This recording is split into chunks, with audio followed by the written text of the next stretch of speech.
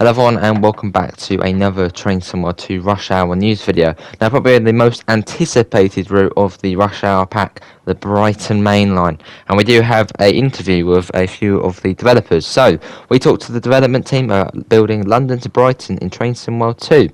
What do you do at DTG? And this is what Tom has to say. I am the lead vehicle artist on Train Somewhere 2 and have been overseeing the creation of all the rolling stock for Rush Hour.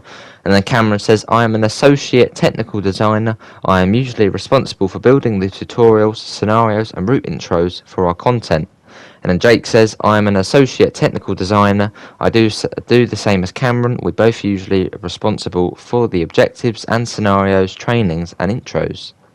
So, what locomotive are you bringing to the Brighton route?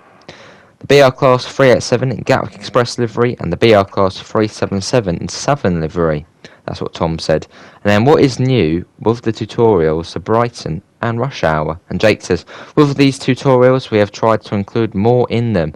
There's a much more in-depth tutorial to help explain more. We've had feedback on previous routes where the safety systems weren't detailed as much as the community felt was necessary. We want to include more and show the users how to move again after applying something like an emergency stop, for example. We've spent a lot of time watching other people play through previous routes to pick out things we can improve on. What is it like bringing these locomotives into the game? And Tom says, we need an awful lot of information to create what we do at the standard we expect. Because we are not able to go out and get pictures ourselves due to lockdown, we have been working closely with friends we have in the right places, within the wider community as well as the rail industry. We have had some people dedicate quite a lot of time to getting us photographs and information we needed that we wouldn't have obtained looking on the internet. It's very rewarding when a project comes together, especially when we consider the hill we have to climb to achieve it. And how do you create tutorials for each locomotive? Cameron says, much like Tom, we have to talk to a lot of different people to get the information we need. It's a collaborative effort. The gameplay team will sit down together and we will think of everything that needs to be done.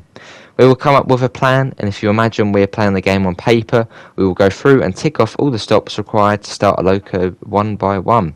Sit in the seat, turn the master key on. Does it have a master key? Is it called something else? Is it a combined power handle, etc., etc.? When we have steps in place, we will begin to consider what needs recording, such as welcome to London Victoria to Brighton. And then Jake says, after all, we have all the information correct. Myself and Cameron will go into the game to start to input everything through the blueprint. We will add in subtitles and get to the playable state.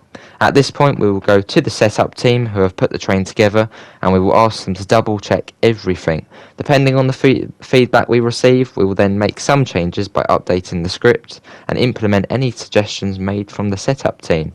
And then Cameron says, one thing we focus on is getting the terminology correct. We talk to people on the beta forum to make sure everything sounds correct, and we will ask if anything needs rewording or rephrasing so it's authentic to reality.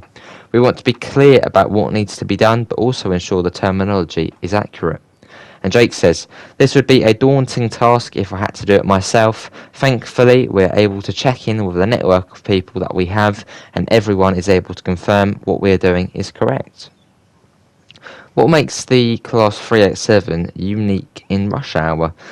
Tom says, the Gatwick Express is a brand new livery, and we've never done anything for the Gatwick Express before. This is a much newer member of the Electro Star family. There's a lot of visual differences where the design has evolved over time.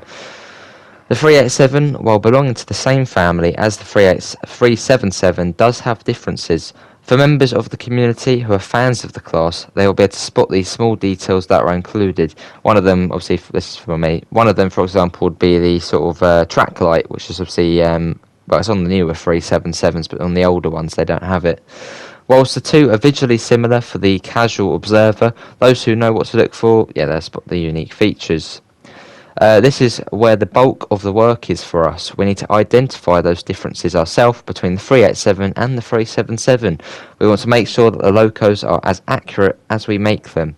Has the Rush Hour feel changed how you would approach this route? Cameron says, when we are building a route, it's important to us to get the look and feel right. The iconic but static structures and stations that apply here, but there's also the added layer of trying to recreate the movement and feel of rush hour. With the new passengers and increased density, we really want to take the time to ensure the community understand what we are putting forward. We want to show off the new passengers, busier stations and more lively stations.